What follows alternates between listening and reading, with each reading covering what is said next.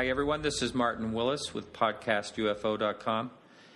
Today's episode is our second session with Don Schmidt on Roswell. How you doing, Don?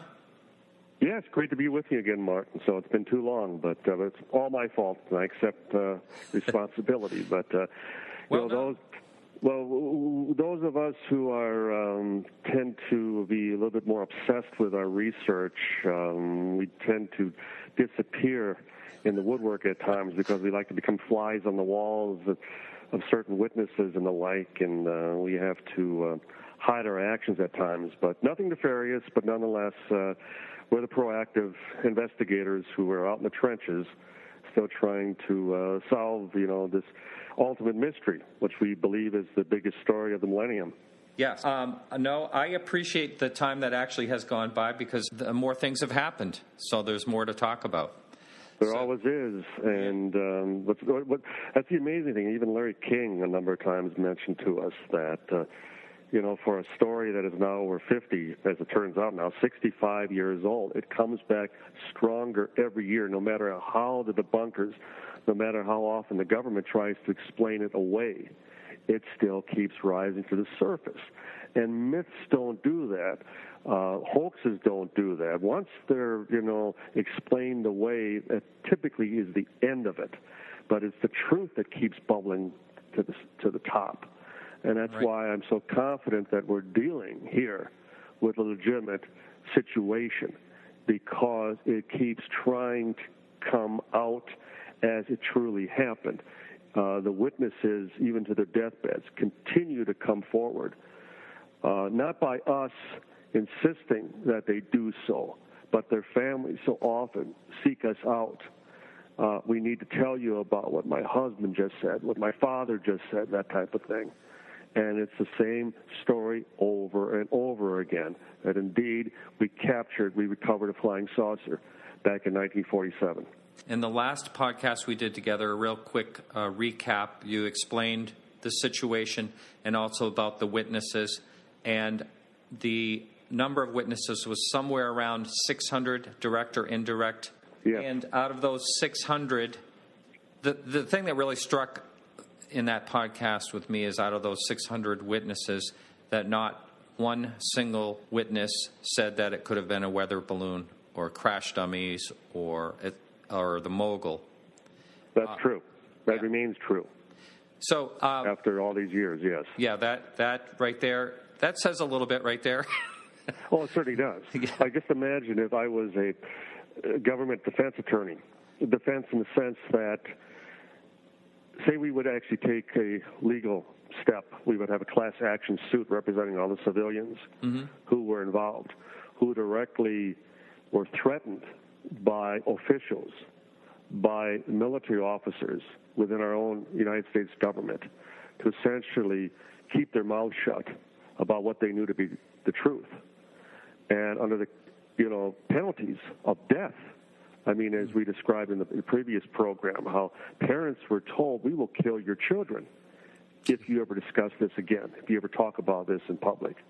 Well, what could be so sensitive involving civilians that in strict violation of the United States Constitution, the United States government would use its own military to threaten its own citizenry? And so we would take a class action suit, just as a hypothetical. And they had to defend their actions. Well, first of all, they have to explain why they came up with the counter solution, the counter explanation being that it was a common weather balloon device with a radar reflector kite, if again it was something else. And then some 50 years later, they would come up with another theory, as it turned out, Project Mogul, which was a similar balloon device, but it was a top-secret project back in 1947, in that it was determining whether the Soviets were detonating their own atomic devices post-World War II. And the concept was that we would pick up a shock wave in the upper atmosphere. Okay, fine. The project was top secret, but certainly the components were not. It was still a balloon. And the last one being the anthropomorphic wooden crash dummies.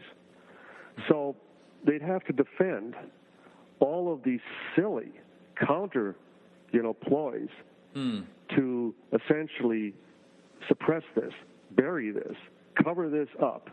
And then they first would have to demonstrate and prove why it necessitated, the need to threaten American citizens.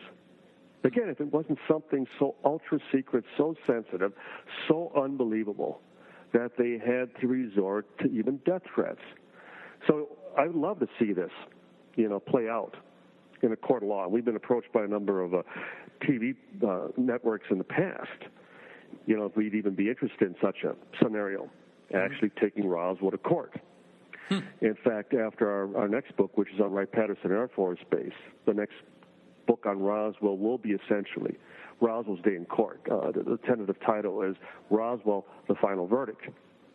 And we will present it as we would, given such an opportunity, how this would play out, and how these over 600 witnesses directly or indirectly involved, sadly most of them now deceased, but nonetheless that their testimony is on the public record. They have signed affidavits, they have given video depositions, they have told us in non-contradictory terms that this indeed did happen, that this was something not manufactured here, this was something not made on this earth, that as the one officer said, they sure weren't from Texas in reference to the bodies, and on and on and on. And as you mentioned, Martin, there are no witnesses that refute that. The skeptics constantly, dredge up, not even in any way, as far as witnesses, to support what they can only present as personal attacks on the witnesses, attacks on us. And to me, that's a losing hand. Because the wealth of circumstantial and evidentiary, information regarding this incident is just beyond the human pale. The idea that over 600 people would be telling us the same story. A police officer should be so lucky in investigating any crime that you'd have a dozen witnesses, and if they would all tell you the same account. Right. People's observational capacities just aren't, that in tune with even their immediate environment at any one given time. So this too smacks of just how profound, how unique this was. It has stood the test of time. It remains indelibly etched in their subconsciouses, and whenever they're asked about it, as one of the witnesses described, it's the first thing I think about in the morning, and it's the last thing I think about at night. Wow. Now, you mentioned just a few minutes ago about the death threats. Have you spoken to more than one person that has said the same thing on that? Oh, yes. In fact, one of the more recent accounts involved the wife of Peter Anaya, who worked out at the base at that time and was involved in picking up the Lieutenant Governor, Joseph Montoya, at that time with his brother, Reuben, and another individual who also worked out at the base.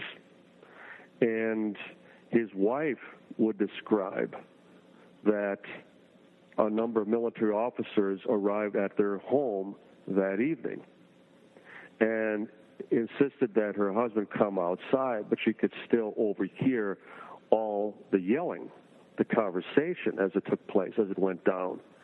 And basically they're telling her to stay into the house, stay out of it, but insisting that her husband never say a word about what happened, and that if they ever did, they would be killed. Wow. And she wasn't even directly involved, and so they used her as leverage. They used her to really, as far as emphasize the fact that this is something, again, that can never come out. Again, it speaks quite profoundly of just how important this was and the extreme levels to which they had to resort to make sure that people didn't talk about it. So back several months ago, we were going to record at 7 p.m., I believe, your time, and you were hot on the trail of something to do with Roswell, and yes. we couldn't hook up. Can you talk about what that was at the time? I can go into it briefly because it's something we're still working on. In fact, we're working on it every day because it could involve physical evidence. Oh. And as a result, it involved a quick, unscheduled trip and actually meeting with someone who is in possession of said material. And we're talking specifically regarding the remains, something, pertaining to the bodies. Oh. So this is beyond material or even physical material from the craft, the ship, the crash site, that type of thing. So it's something new. It's something we've had a number of false alarms regarding in the past. Mm-hmm. But this particular situation is much more promising. Wow, biological, more or less. Yes. Wow. I won't put it that way either because I don't want to. I'm being very careful. Yes. Because again, people's lives may be at risk, and I have to be careful not to certainly telegraph our actions. Mm-hmm. But let's just say it will either go down as a tremendous hoax that people went through a tremendous effort and expense to try to perpetrate this. And if not, it potentially is a smoking gun. Wow. And could so finally stay tuned. It could finally put this thing to bed, basically, which would be nice. I would like to think so, but given the skeptical mindset of especially the American press, the American media, that enough will never be enough. It comes down to when will it be enough for us, that we can walk away and just go mission accomplished and feel justified in our essentially shutting down the effort. I'd like to believe it's sometime in the near future. I'd like to believe that it could happen as soon as tomorrow if our efforts, continue to produce results. But nonetheless, I have to resign myself to accept that enough may never be enough. That it is still something that, again, we have to keep in mind that the powers that be, starting at the time of the incident, 1947, decided that this was never to come out. And I don't mean that it was going to be just a 5-year, lag time, or 10 years, or even 50 years. It's quite evident that the way they have buried this, the manner by which as many people have died with this, and not passing it down. As I've often said, the old order in the military is not passing it down to the new. So it's not like there's even a continuing project, a continuing effort to solve this. It's like they've always had the answer, but yet they don't have any answers. That being the cover-up of ignorance. They have the physical proof, but they don't have any motives. They don't know from where, from why, or from who.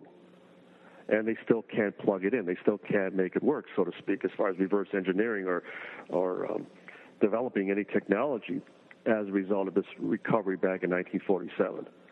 So I would think out of even frustration, lack of any return on their part for all of their efforts in these past 65 years, that they just have washed their hands of it. And it's like the phenomenon exists, it's there, and there's nothing we can do about it.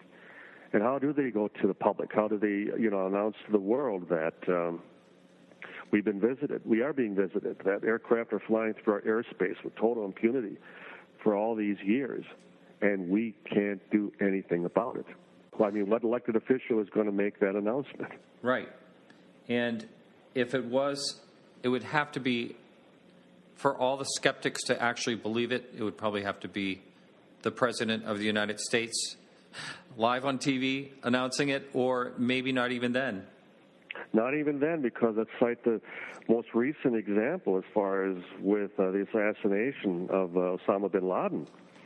And there it was, a case of the President Obama, going before the American people and making that very announcement. and even going into some detail on how it was accomplished and the steps that led up to their finally discovering his whereabouts, and then how he was killed. And nonetheless, within days after, there were version after version after version. Yeah, conspiracy. And it was like I was doing a talk in Illinois shortly thereafter, and I jokingly even made the announcement that a major terrorist, the man behind 9/11, who had instrumented as far as that fatal attack, as far as on our own shores, had finally been killed by American troops. And then I posed the question: now, which version are we, asked to believe? Which one are we going to believe? Was it Navy SEALs? Was it Air Force Delta Force? Was it Army Special Forces in conjunction with one another? Or how many troops were involved? Was there an actual gunfight that took place? And on and on and on. And demonstrating that, again, even if the president makes such a statement, such an announcement, it still comes down to the cynic in so many of us. It's sad that it's become the case with the press, with elected officials. We look every time there is a popularity poll taken as far as job performance and even profession, we always see that politicians rate right at the bottom. And yet the military rates still very highly. Now, the military rates highly and justifiably. Okay, that was episode number 16 with Don Schmidt. If you want to listen to the rest of this, just head over to podcastufo.com and click on episode number 16. Start right around the 17-minute mark. Thank you for listening.